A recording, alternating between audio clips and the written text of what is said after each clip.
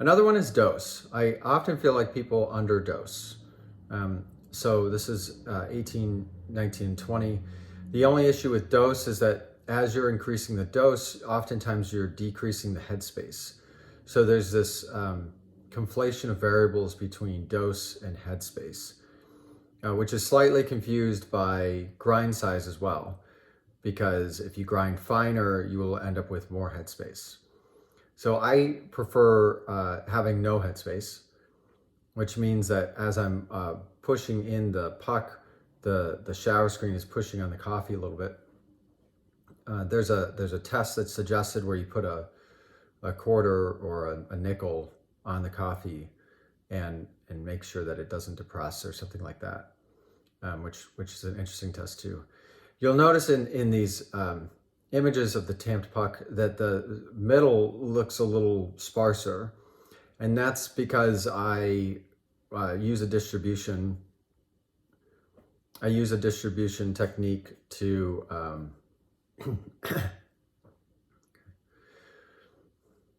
you may notice that in the center of this puck, the distribution is not as dense, and that's because I purposely do a crater distribution.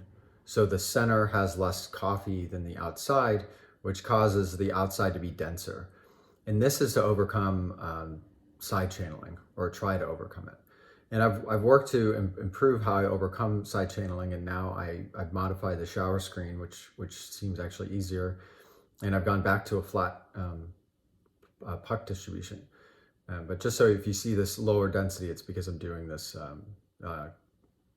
divot into the puck. So visually, you can see a lot, but oftentimes that doesn't line up with what you're tasting.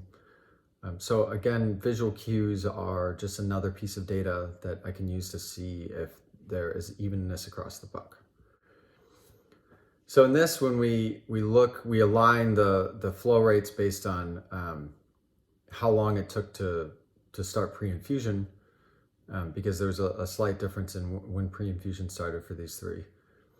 The 18 grams ran a bit faster, which is kind of expected, but 20 grams did not run as fast as faster than or slower than 19 grams, which I kind of expected. But so again, like there's these weird variables going on here where you're mixing a lot of things, and it can come out a different way, and that's why I like to experiment.